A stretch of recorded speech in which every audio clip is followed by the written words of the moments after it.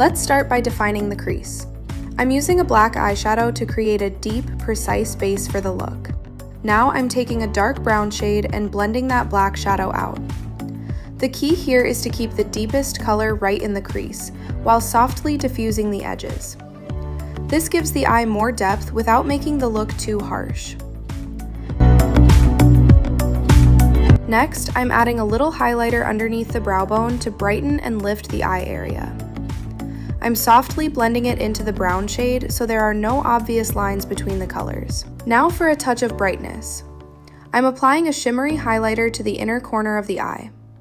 This instantly makes the eyes look more awake and adds that beautiful pop of light. Now we're creating the cut crease. Using concealer, I'm carefully carving out the shape and creating a clean, defined base for the glitter. Take your time with this step because a sharp cut crease can completely transform the eye shape. I'm keeping the edges clean and precise while following the natural shape of the eye. And here's the cut crease before adding the sparkle. Now comes my favorite part, the sparkle. I'm applying silver glitter directly over the cut crease, keeping the color concentrated on the lid. This instantly takes the look from simple and smoky to glamorous and eye-catching. To get that clean, I'm using a card as a guide.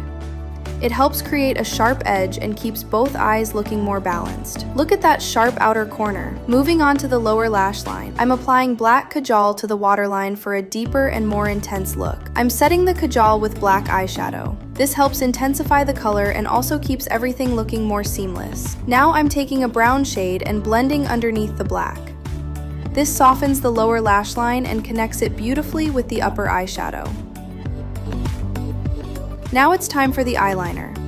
I'm creating a clean, defined wing and following the shape of the eye to keep everything lifted.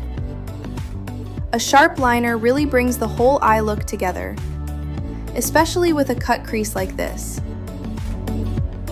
Keep the hand light and build the shape gradually rather than trying to create the perfect wing in one stroke.